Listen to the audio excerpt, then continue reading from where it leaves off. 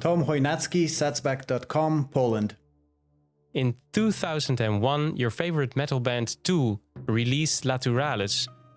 It's the title track and the third single from their third album. Did you know that they used the Fibonacci sequence in this song? Yes. The name Perhentian means stopping point in Malay, referring to the island's traditional role as a waypoint for traders between Bangkok and Malaysia. Did you visit the Perhentian Islands when you was in Kuala Lumpur? Yes. One of your goals was to get 500 partners with cashback.com. Did you accomplish your goal in 2021? Yes. Will Robert Lewandowski be the top scorer of the World Cup in Qatar 2022? No. The longest ski slope in Dubai, where you have lived for more than 10 years, has a length of 400 meters and has a height difference of 60 meters. Did you had the chance to snowboard the black slope, which has a gradient of 35 degrees? No. Are you satisfied with the current level of Bitcoin adoption in Poland? No. Nowadays, people often refer to the book The Sovereign Individual as the Bitcoin Old Testament. Did the book change your lifestyle? Yes. Wimbledon is the oldest tennis tournament in the world and is widely regarded as the most prestigious. Will the prize money be paid in Bitcoin someday? Yes. Did you already drink the special liquor homebrew from your companion Leon? No. Are you Satoshi Nakamoto? No.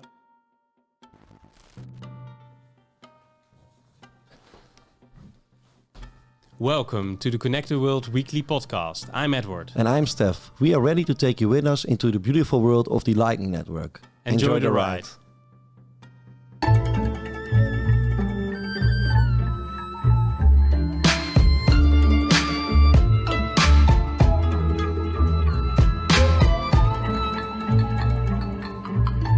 This is episode 10 of Connected World, and I like the number 10, of course. How are you doing, Stef? Yeah, I'm fine, Edward. And great. Happy New Year.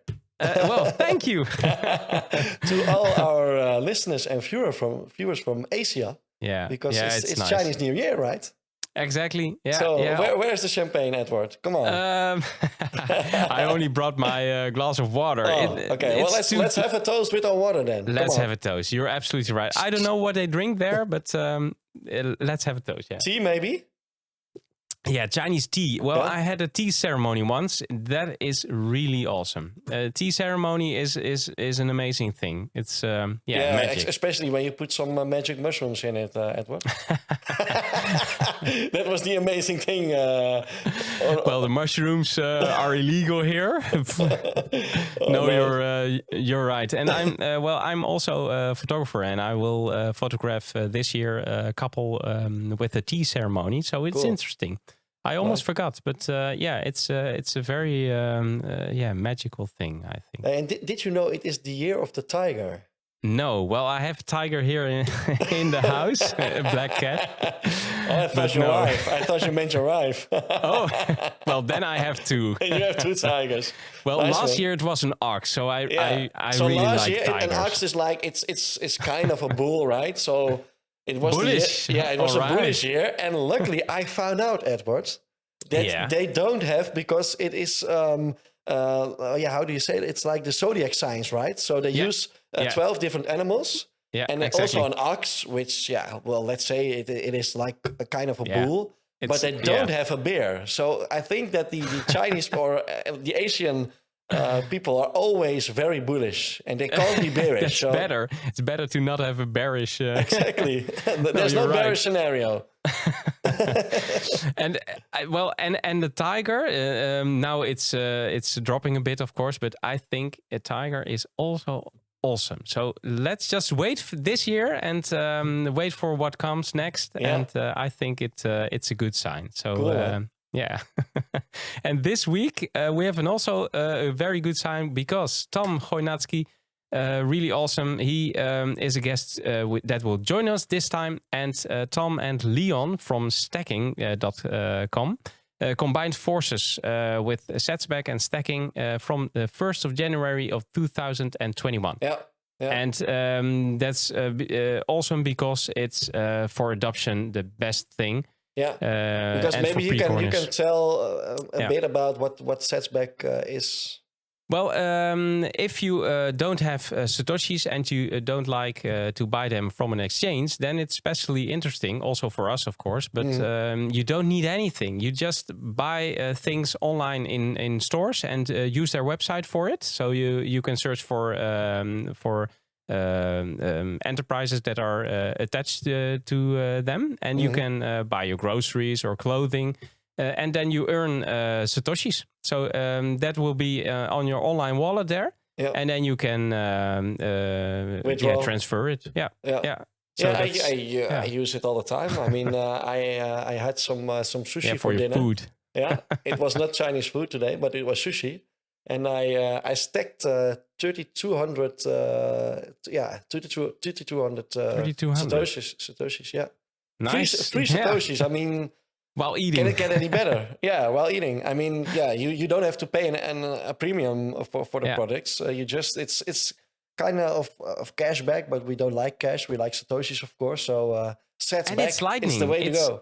It's Lightning. It's Lightning. It's not Bitcoin. Well, it's Bitcoin, but it's on the Lightning network, and that's great. Yeah, especially for micropayments. I mean, 3,200 sats. That's not.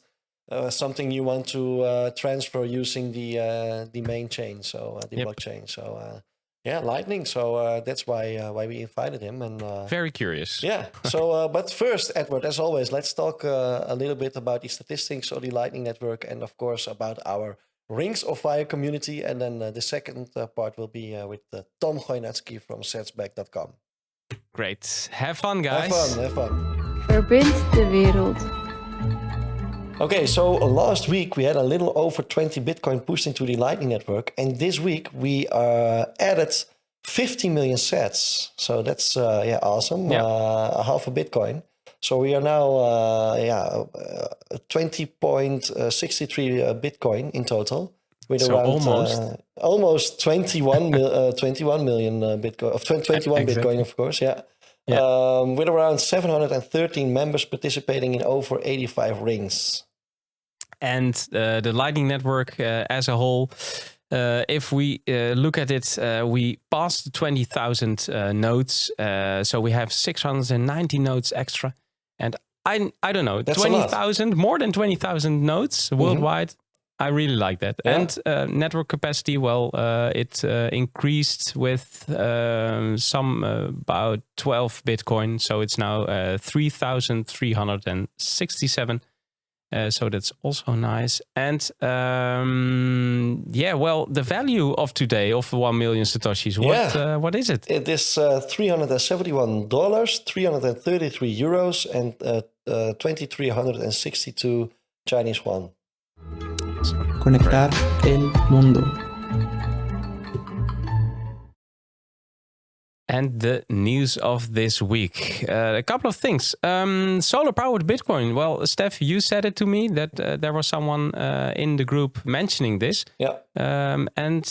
If I can tell it very short, someone released a $500 kit for building solar powered Lightning nodes for expanding Bitcoin adoption in Africa. And the adoption in Africa is really needed. I don't know if it's true, but the article where we read it said, and it was 6th of June, there are only 8 Lightning nodes there. I don't know if it's true, of course, but they have a problem with infrastructure and electricity. But some people really believe that Africa is the place where it can grow enormously.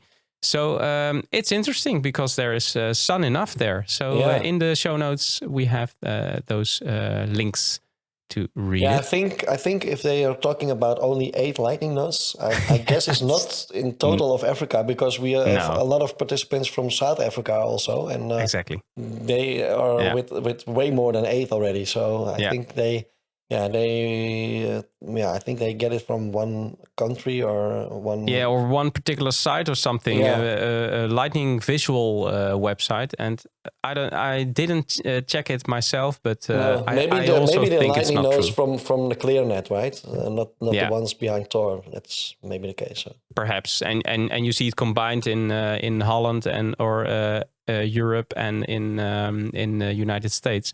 Yeah, but I think it's more. Well, some other news from Arizona. Senator Wendy Rogers has introduced a bill proposing to make Bitcoin a legal tender, and we tend to hear this the couple of weeks now a lot. Yeah. Because also in Texas, I think, if enacted, and that's the interesting part, citizens can choose to receive their salaries directly in Bitcoin. Who wouldn't want that? And also pay public charges and taxes. So, yeah, great. Yeah. Updates from a couple of things are worth mentioning. Phoenix. Invoice default expiry can be modified, and to prevent sending more than twice the requested amount. So that's nice. And BTC Pay server with a lot of bug fixes and some new features. For example, adding LN URL authentication support as second factor authentication. Zep also, and Sphinx Relay has an update, and Lightning Terminal, and the last one is Moon Wallet. Yeah.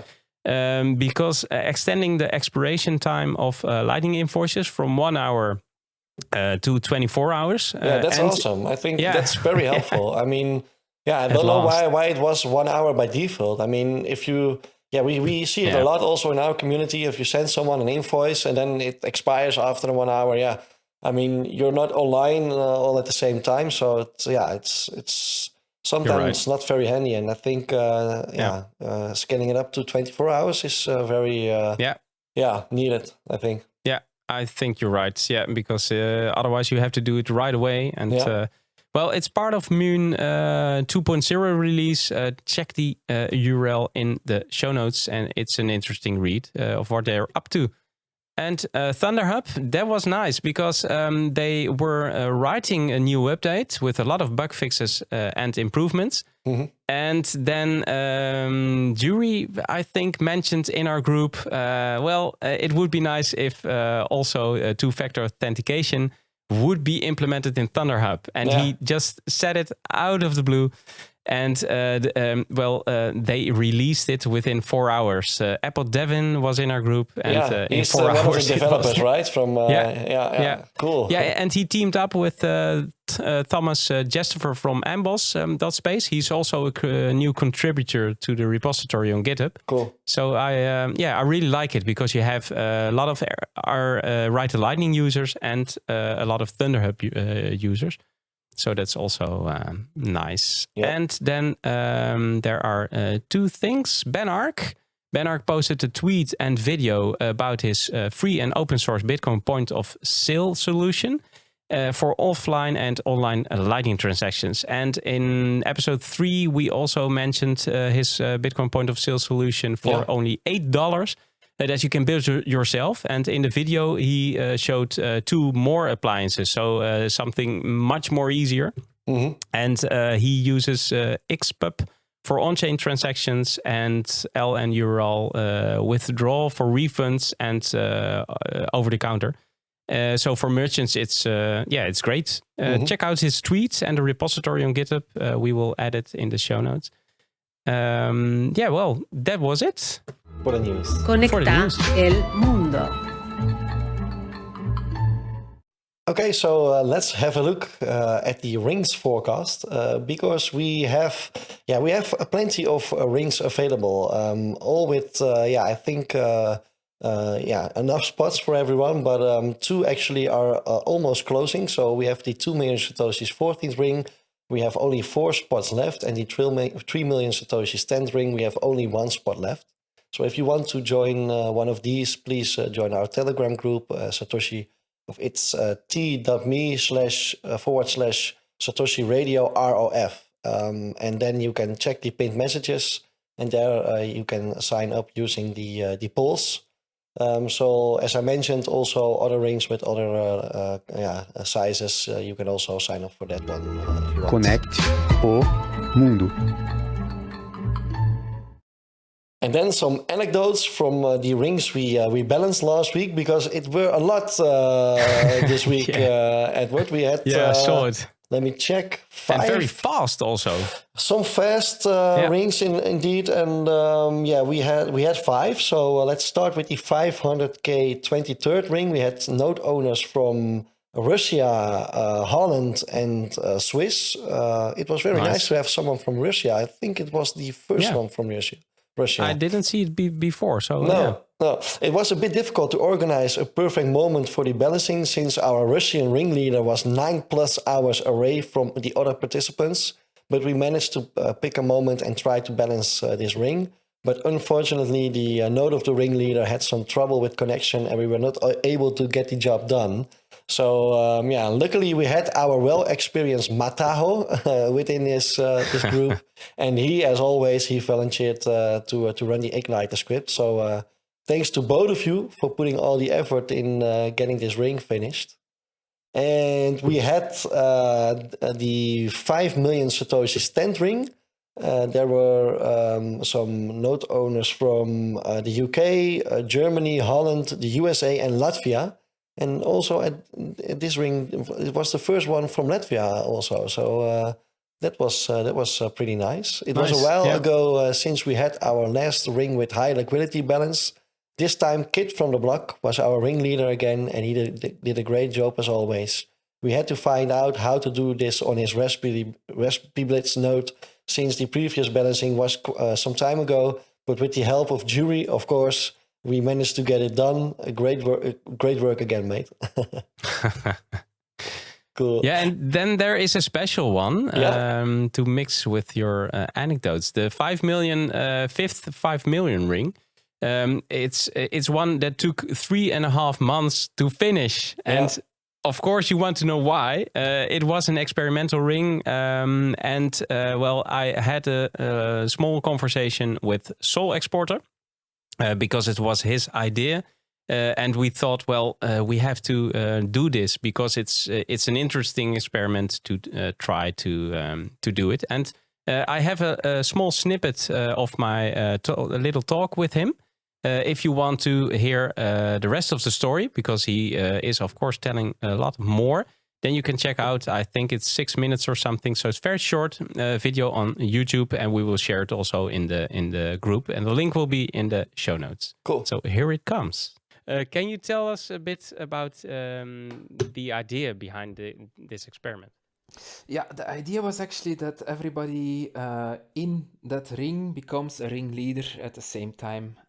So instead of one guy rebalancing the half of the channel size, we took half the size channel size and divided that by the number of participants minus some fees that you get stuck around the rebalancing. And so everybody does that small part, and by that way, if you put the fees all the same height, we did all 500 variable fee, I think. Yeah, 500 ppm. Then at that moment, you earn as much fees in the rebalancing as you have to pay for the rebalancing over the whole ring, and that balances itself out. Cool. Yeah, that's really interesting. Check it out. It's a quick talk. We call it a quick talk. We will have some more, I think. Yeah. He explains also, he evaluates it and explains something that he thinks, it would be nice if we tried another experiment.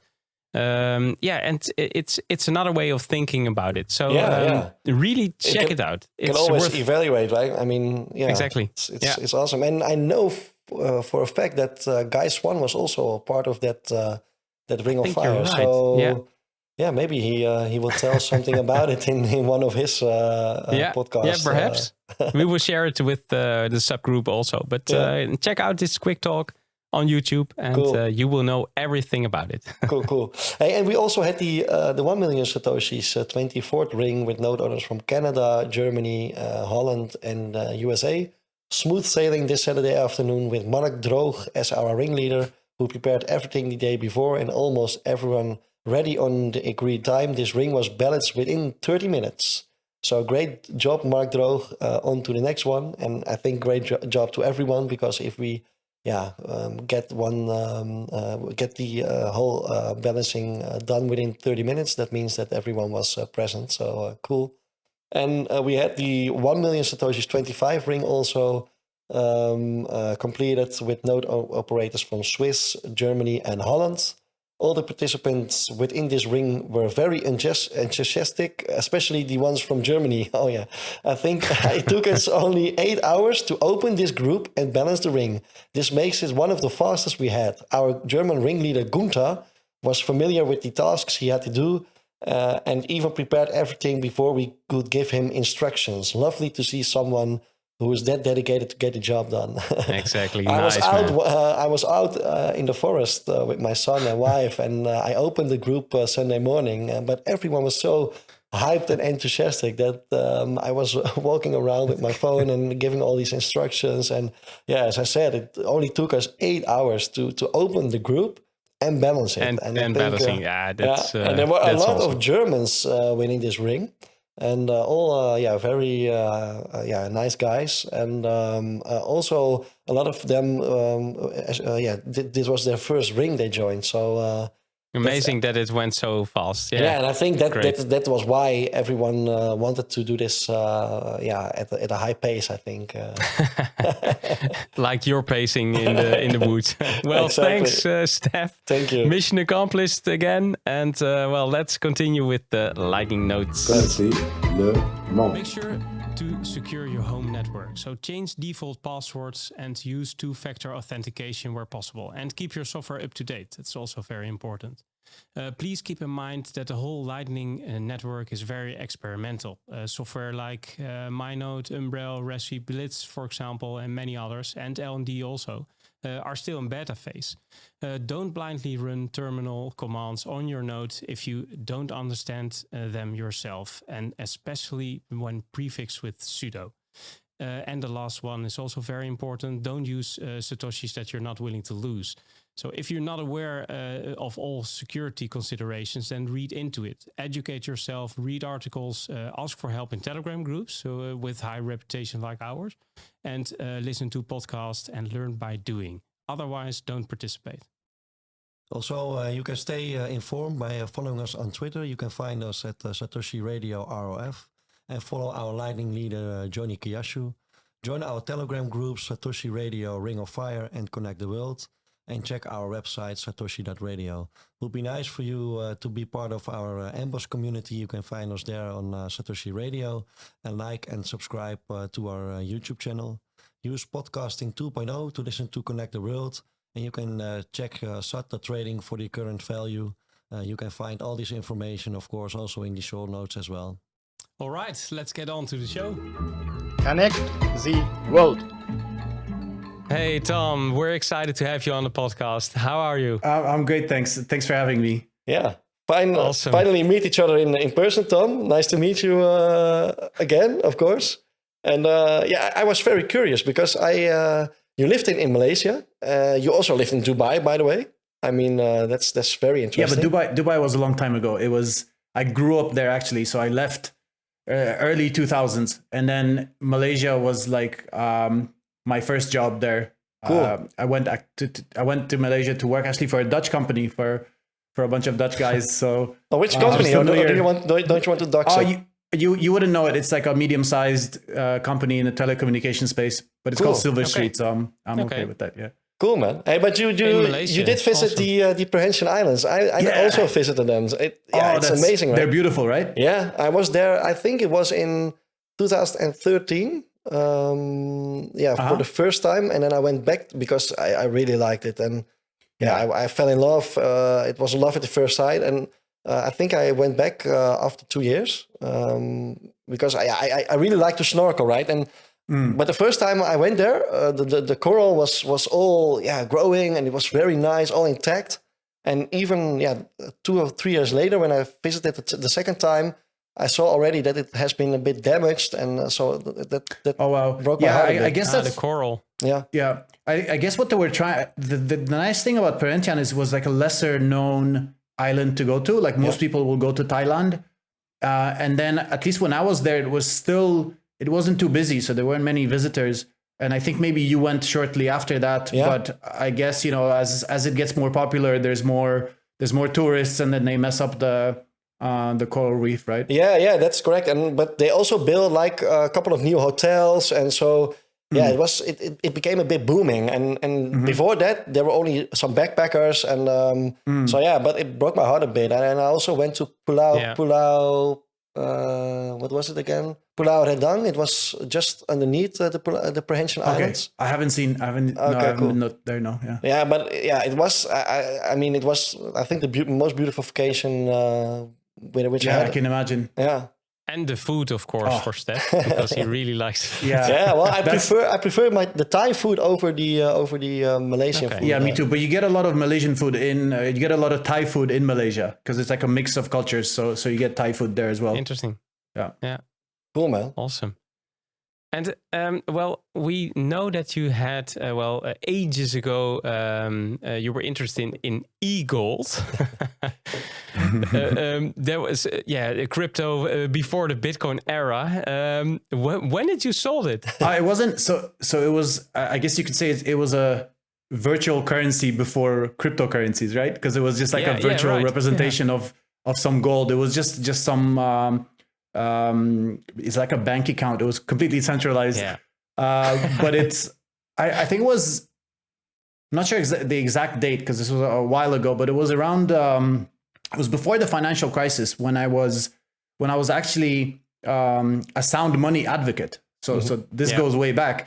And I was learning about sound money, reading about the Austrian School of Economics, and then I heard of this eGold new service pop up. So I just tried some out, got some, and for some reason I did sell. I'm not sure exactly when, but it was definitely before they got shut down. So that was lucky, but it was just like some small savings, trying to buy gold with fiat. So trying to exchange bad money for relatively hard money. But you could sold it in the end. Oh yeah, I did get out before they got shut down for sure. Yeah. That's lucky. It's interesting because lucky because you always liked economics, yes. Right? Yes. Yeah. So I actually studied it, and then I was always interested in it, but the type of economics that they teach in university didn't really explain much to me. Like they kind of bored me. Like the Keynesian economics didn't explain much about how the world works, and it was only with the Austrian school that things started to make sense. Like it's more logical the way they explain it, and these boom and bust cycles caused by money printing and intervention. It's an interesting rabbit hole, but it's I guess you could say a lot of people discover Austrian school through Bitcoin, and for me it was the other way around. Like I was first. Yeah, but you were already searching for hard money, right? I mean. Yeah. But actually, ironically, because of my interest in the Austrian School of Economics, I also dismissed Bitcoin for too long. So it was actually the Austrians that were saying that Bitcoin will never become money because there's this regression theorem by Mises. Where he said that something needs to have a use case first before it becomes money, and I guess maybe it's something that Peter Schiff talks about nowadays. But that was I think that was misunderstood, and it turns out you can have a money emerge out of a protocol and I don't think that Mises meant it literally the way it was understood or received. Mm-hmm. And now many of the Austrians are converted Bitcoiners, thanks to people like Safedin. And you have a Bitcoin company, right? I mean, cashback.com. So at the end, you are more a Bitcoiner than you ever had thought of, I think. Oh yeah. Eventually, once everything clicked, and once you fall down the rabbit hole, it's hard to do anything else but work on Bitcoin full time. So that's what happened with me. And I also I asked the question about the sovereign individual, the book, and I noticed some hesitation to say yes, because there are a lot of things that inspire people, of course. So I think, what did the book do for you? Because the search of sovereignty. Yeah, well, that's interesting. It definitely changed the way I think about, especially about what's going on right now. So the book was amazing in the way that it kind of predicted many of the things. I mean, it did predict Bitcoin, which was amazing on its own. But I think your question was, did it change my lifestyle? And I eventually said yes, because I think through a changed way of thinking, your lifestyle also changes, right? So it's not. Yeah. It was hard to think like, but yeah, I mean, it had a big impact on my life. So yeah. Yeah, and it's a lot of things, and I think if you're into that subject, then much more things can change your vision about life. So yeah, you're more open to a lot of other voices, books, or definitely. Yeah. Interesting. Hey, can you tell us a bit more about cashback.com before we start with the real the interview, the 21 minutes? Yeah, of course. So Satsback.com is a Bitcoin rewards platform. It's a shopping platform where you can log in and shop with your favorite stores in Europe, and you can earn a small percent of what you spend online back in Bitcoin or Satoshis, which I think, as everyone here knows, is the smallest unit of Bitcoin. Mm-hmm. So it's really a great way for newbies or newcomers to get their first sats, but as well for Bitcoiners to increase their stack.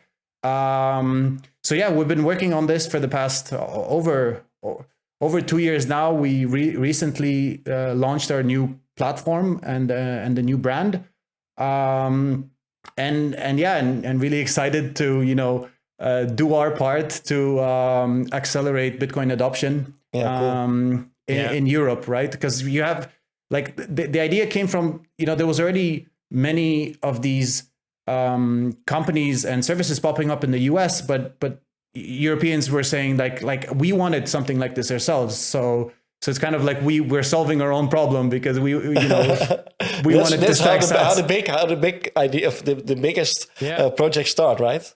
We were hoping, we were just hoping that there's more people like us, right? Yeah, of course. Yeah. Hey, full disclosure, by the way, because I'm a really big fan of your platform. I use it every time I do a purchase, or I especially look it up if the shop where I want to shop is connected to your platform. But it's not a sponsored show. We just think you do an awesome job in thank you so much. People helping people to connect with Bitcoin, and that's why we invited you. And of course, you also make a big use of the Lightning Network, and that's what we're all about. Exactly. So, I mean, one last thing I wanted to say is the motivation of why we built Satsback is that we understood that you really need to experience Bitcoin before you understand it, right? It's when you first hear about it, and when someone's trying to explain it to you, most people they log off, they stop paying attention. But when you show them, and when you really experience the first Lightning transaction, then you really you see the magic of it, right? And it's the only way to really start getting it and to start getting into it. So we thought that by lowering the barrier to entry, where you don't have to buy Bitcoin, and most people are scared or conservative with their savings, they don't want to buy something they don't understand. But when it's a much easier sell when you tell them like, hey, just try this app out, and you just buy stuff that you normally would anyway and get some sats for it. So couldn't be any better, right? Hey guys, we have a lot of questions for you, of course, also about Satsback.com, but it has to be in the 21 minutes part. So if you guys are ready, we would like to dive into that part, guys. Are you ready? Let's do it. Let's do that. Cool. Awesome. Verbind de wereld. Okay, the first question. What was your first experience with the Lightning Network? Yes, so I don't remember the very first time I did a transaction or received one, but I do remember very well at the Honey Badger conference in Riga in 2019. I had a chance to experience the first version of the Bitcoin ATM. There was still like a cardboard box, but it worked perfectly. I put some coins inside. I scanned a QR code and I got some sats on my wallet. So that was really like a magical experience. and then a few months later, I went to the conference, the Lightning conference in Berlin this time. And there was, of course, many things you could do with your sats. You could buy a beer with like a few Satoshis. You could buy coffee. And that's where it really clicked for me that okay, wow, maybe this is ready for mass adoption. And maybe this is the future of Bitcoin transactions. The founder of the Satoshi Radio podcast, the Dutch-based Satoshi Radio podcast, has a really nice quote. I don't know if it's his quote, but he says something is money when you can buy a beer with it. So you found out. That's a perfect one. Yeah. Cool, man. Have you guys tried that? Do you have like a beer ATM at any of your meetups? No, we have no like an ATM or something, but we have a couple of shops in Holland, or a couple of restaurants in Holland who are accepting Bitcoin. Yeah. So I used to buy some beer with my Bitcoin. The cool thing about the Lightning beer is that you scan the QR code and then as soon as the payment is registered, the beer pours out. Yeah. Right. So it's like okay. So an ATM is like it's It's not. Sorry, it's not called the ATM. It's a Lightning beer, I guess. And I think it comes out. I think someone posted the whole blueprint of how to build it online. Cool. It's like open source, so we should try to build it for the next meetup. Cool, man. Hey, and how is the Lightning adoption in Poland? I remember you said that you're not satisfied by how it's developing a bit, but how is it now in Poland? Yeah, Poland is still very like crypto crazy. So there's a massive community, and it's maybe like hundreds of thousands of people, but they're very much interested in what's the next token to buy, and what's the next DeFi or NFT things. So I kind of checked out of that because it was just at some point, once you understand what's going on, you can't really pay attention to all of that. And I guess it's growing. So like the Bitcoin only side of things and the Lightning community is growing, but it's still, I wouldn't say I'm satisfied. It's relatively small, and I hope that we're playing our part in accelerating that here. So you mean with cashback? You mean? Of course. Yeah. So because obviously like we're Lightning only. So if you want to pay out your sats you need a Lightning wallet, right? So it's kind of, we're forcing people to experience the Lightning network, and and we hope we'll get their interest, and they'll realize that maybe you don't need all the other shit coins, because like Lightning is pretty quick and pretty cheap. So that kind of destroys the use case of all these, I don't know don't even remember what they're called, but like nano and stuff. Like there are all these coins trying to say we're quick and cheap. Well, now Bitcoin is quick and cheap. So exactly. Because I was trying to ask a question about if you're using Lightning network instead of on-chain transactions, but I think I know the answer. Yeah. So actually, only we might consider enabling withdrawals for on-chain as well. But what we're actually hoping is to be completely non-custodial. So with on-chain, we couldn't do that because maybe fees are low now, but we could only pay out like once every, for example, a week. But with the Lightning Network, we could enable withdrawals with no minimum amount. So you can order lunch on something like takeaway.com. I can never pronounce the Dutch way. Thuisbezorgd. Impossible. But you can order lunch from there, get your sats approved like two days later, and withdraw them even if it's something like 500 sats. So we think it's it's a great way to really experience the Lightning Network without much trouble. I mean, Hey, and most of the diehard Bitcoiners prefer to hodl instead of spending their sats. Do you think that delays the adoption? Yeah, I actually don't. So we thought about this a lot, obviously. And when we were starting out, it was like this big push of companies enabling Bitcoin payments at merchants, right? And it was this whole push of like, hey, all these stores should now accept Bitcoin. But it turned out then, as I think is the case now still, is that most people don't like to spend their Bitcoin. Like they realize that, it's going to be worth a lot more in the future. And, with Lightning, I guess that changes things because people like to play around with Lightning and like, stream sats when you're listening to a podcast. But I actually don't think so. So this was like a theory that we can get mass adoption before we're paying using Bitcoin for everything, right? We can it can still be used as a store of value before it gets used as a medium of exchange. So I don't think one excludes the other. I don't think that's an obstacle, but I do think it will change as more and more people have Bitcoin and maybe only have Bitcoin. Then they obviously need to spend it to live or pay their bills. So I think eventually, as more people, what's the term now? Get on zero, right? Zero fiat. Exactly. Zero fee base. Yeah. So then eventually, this whole Bitcoin economy and this closed loop economy will take off. I think it's just a matter of time, but for the time being, I don't think it's an obstacle. Cool.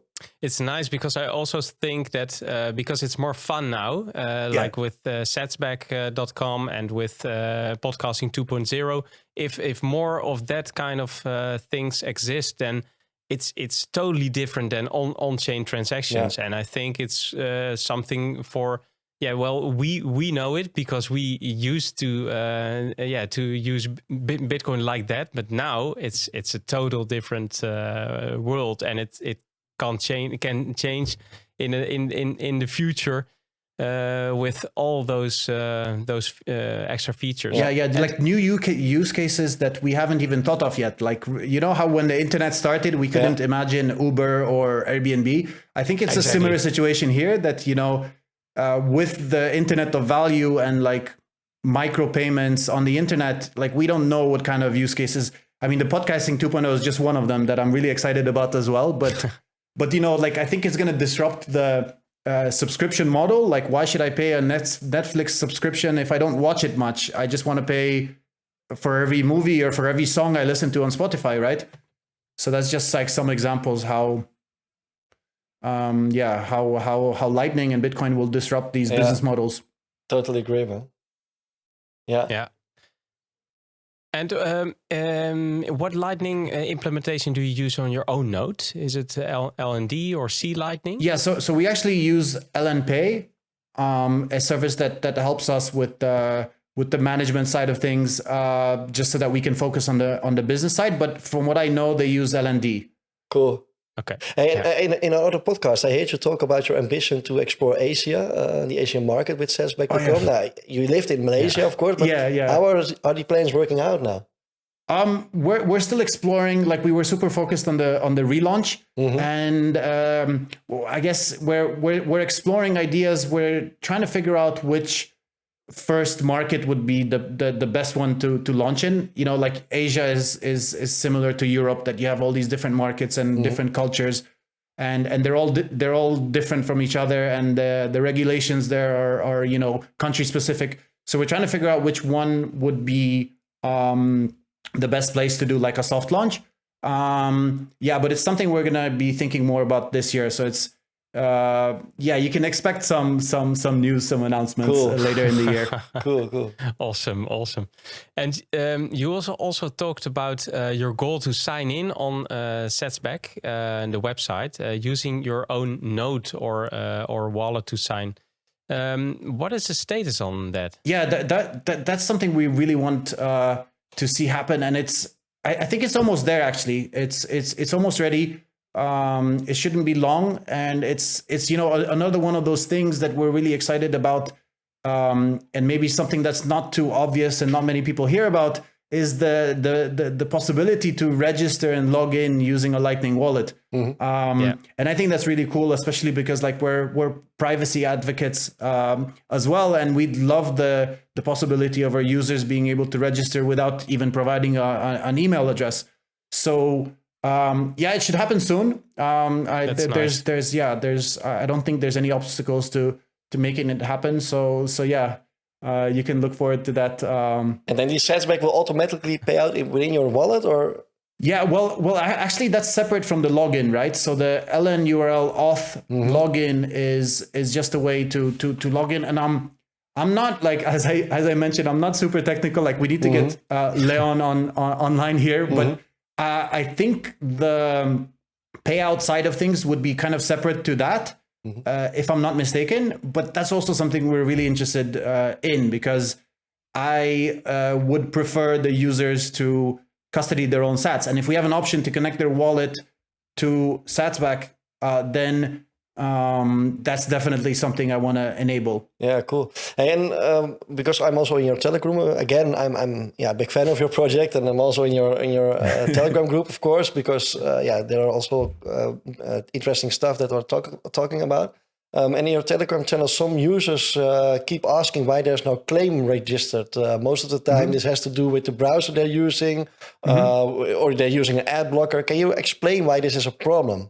Yeah, so this happens at times, and it's so basically the way Satsback works is where we kind of rely on the merchants, the partners, to let us know that you bought something. We don't see this, right? So only when they let us know do we know that we should deposit your account with a certain amount of sats, and certain browsers and like ad blockers would block tracking of the click of the redirect from our website to the merchant website, to the partner website, and this happens on Brave by default. They have some settings where they will kind of limit the limit that kind of click that we need to be able to that our partners need to be able to recognize that the user came from our site. So that's something we're like actively thinking about. Like it does happen, and it's a bit annoying, but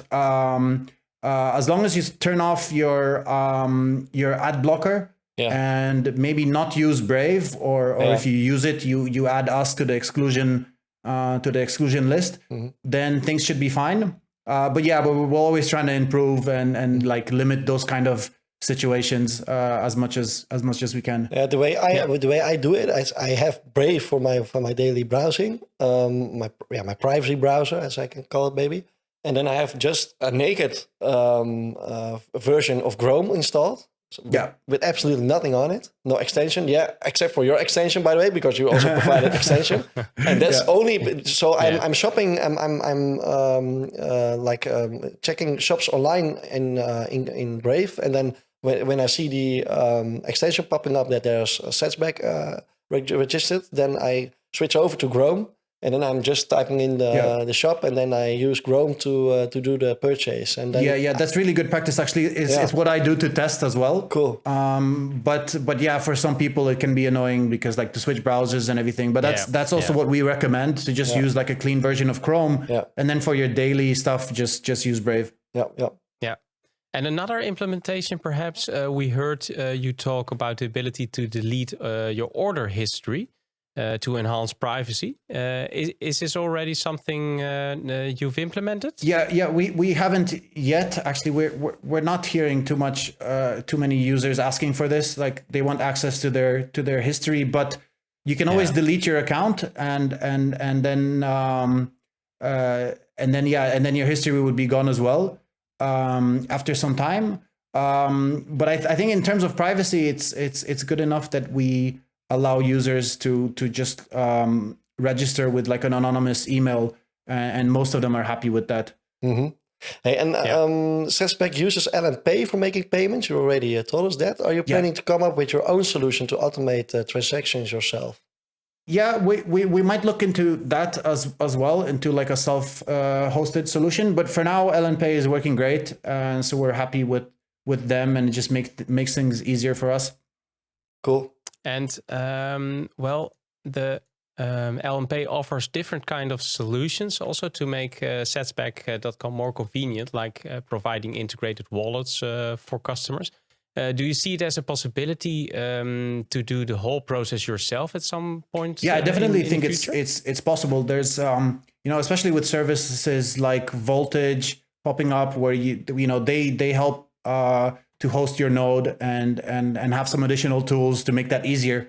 So yeah, it's definitely possible and probably will happen in the future, but for now it's just not a priority. And you once said that you would like to implement the use of KeySend to be able to send these sets directly to a wallet of customers. Is it yet possible? Yeah, so the thing with KeySend is I think we're going to go with LN URL Pay, just because there's more widespread wallet adoption with that. But again, these are like technical terms that Leon, our CTO, would be in a much better position to answer. How does it work? That's more the working of cashback. How does it work when a customer returns or a guarantee issue or something the product they bought and receives sets cashback? Is there a buffer time or something? Yeah. So that's a good question. So when you buy something on Cashback, you will have a pending balance. So the transaction will show up shortly after, like the next day, but that will be in your pending balance that you cannot withdraw yet. So we need to wait for the merchant to let us know that you did not return the product and that the transaction is final, so-called. And then at that point, we move the Satoshis from the pending balance to the available balance, at which time you can withdraw them. So there's no, like, we obviously can't put ourselves in a risky position where we pay out the sats and you return the whatever you bought, and then that wouldn't be a very good. Yeah, people would figure out how to game that system pretty soon. So like the pending time will depend on stores. So on some stores it's quite short, like with food delivery there's no returns, and then with things like clothes and shoes it's a couple of months even sometimes, because you have like a month to and then with booking.com I think you only get paid after your holiday or your hotel stay. So yeah, it just really depends on the merchant, and it's not really dependent on us. Like we rely on them. Yeah, cool. And do all the companies that affiliated with cashback.com know that the customers are getting sats back? So do your partners know that you are a Bitcoin related company? Yeah. So I'm not sure if in all cases, but they all do know that they're working with a cashback company, because they approve that and they have to agree to that. Most of them, I think, would also look into exactly the type of rewards that we're paying out, so they would see that it's Bitcoin rewards. But I'm not sure if all of them. But it's just the way they see it is just a way for them to get more sales by incentivizing users to purchase so they don't with really them, care right? So at the end, right? They don't really. Yeah, I mean, for them, it's the sales that matter, right? Yeah. And do you see Cashback as a startup, or is it in a scale-up phase for plans in the future? Yeah. I would still say startup. Yeah, I would still say so. We're still a small team, and yeah. Great. And how many steps is Cashback away from releasing an own Lightning/Bitcoin based debit card? Because I saw everywhere that it's really something that people are waiting for. Definitely. I mean, there's a lot of demand for this, and it's something we've been thinking a lot about. It's just we're talking about it. We're trying to figure out, but we're still not sure if we'll go this direction and the kind of approach we'll make, because it's kind of it's a little bit of a different story to be a startup that issues cards. It's a much bigger project. You need like a compliance team. You need a 24/7 support team. And we just basically need to decide if this is the direction we want to go in. But yeah, when we notice the demand for, like everyone's waiting for, everyone's asking when is Fold kind of app going to be available in Europe. It's we'll see, I guess. We'll see how it plays out. But you're now with a team of 4, right? I mean, yes, exactly. So there's 4 of us. There's 4 of us, but there's also a handful of people helping us out, like on a freelance part-time basis. So it's actually always more people working on Satsback. Is just they're not all full-time. Yeah, and you combined forces with stacking.com, and stacking is exactly. .com is founded by Leon. It's one of our community members. And how did you guys meet each other, and when did you decide to join forces? Yeah, so it was very early days. Leon actually reached out to me. He found me through the domain I registered, and it was just like he reached out, said that he wants to build something similar, and he has some experience in IT and in building cashback sites. But it took us a little bit over a year to finally decide that it just makes sense to join forces and work together. So we were building separately until we officially joined forces at the beginning of last year. Nice. That's a nice ending. Yeah. I wanted to ask one more question, but I don't know. Stef, is it okay? It's okay. I think our producers are okay with it. That's what I was thinking about. Well, I was thinking maybe to end it with, do you have some kind of wish list or a type of merchant that you really want to get connected for more adoption in the next year or in this year? Yeah. So I think more than like some big merchants, like, you know, like Amazon or things like that. Yeah. I would prefer to onboard like the smaller guys that are selling great things and help out the like small to medium sized businesses. So I think I'd be more excited about onboarding more smaller stores than like the giants. I'd prefer at least I would feel better about like supporting their growth and their sales. Yeah, exactly. Well, sorry for not asking all our other questions because we had a lot more, but we have only limited time. So we want to invite you to a next show some other time if you of course. Like it. Would be great. All right. Connect the world. Hey, last week we had Philip Shepard from Seba Bank and Swissnode, and we asked Phil to come up with a question for you. Edward will play the audio file, and then you may answer it. All right, here it comes. If you could orange pill any celebrity no-coiner, who would it be? Anyone, or I guess the Who could you orange pill to best change the Bitcoin world? Which one no coiner would do the best good in the world by orange pilling? I guess that's an even better version of that question. That's always a good one.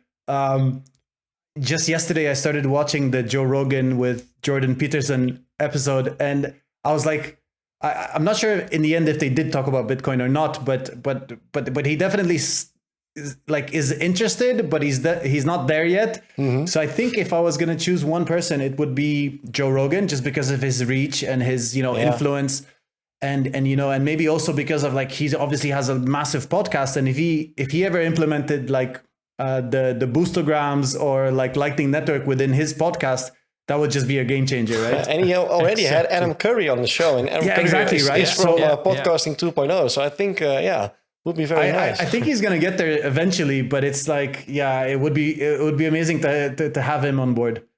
And how exactly do you know it's a no corner? Because perhaps. I don't. No, I don't. But he doesn't advocate, like he doesn't talk about it. That's right. He pretends, or I think he still asks questions like he doesn't really understand what's going on. Like he's still maybe doing his NFT crypto thing. Maybe he has a Satsback.com account and we don't know it yet. No. But also. Could be the case. Well, next time we have another guest, and he's called Small World, and we want to we know him of course from LN Node Insights, amazing website, and we want to ask him a question from you. Which question can we ask him? Okay, so do you think there will be a US dollar or euro stablecoin built on the Lightning Network before the next halving in 2024, I guess it is. Mm-hmm. Yeah. Great. So, so we have some time to build it, but it will be very interesting. Exactly. We're curious about the answer next week. Yeah. Conecte o mundo. Thank you, Tom, for being here with us. Thank you for having me again. It was a lot of fun. Yeah, we had a lot of fun. And to talk about Cashback, you're on amazing, working on amazing project there, and we'll keep in touch. Yeah. So I think also to our listeners and viewers, take a look at the website. I mean, you stack sets practically for free. I mean, it's so easy. It's so easy, and it's a great way to earn some extra. So. I really like it, and I think that everyone should have a look at it. Exactly. Thank you, guys. You're welcome. Thank you for listening, and thanks to all members participating in Satoshi Radio Rings of Fire. And of course, thanks to everyone helping us to connect the world. And if you want to support us in our mission, then you can, of course, donate using the bots in our Telegram group. And don't forget to like and share our content on your favorite platform. And keep those notes running, sets flowing, and rings burning. See you all next week on the same lighting channel. Namaste, Tom. See you. Have a good night.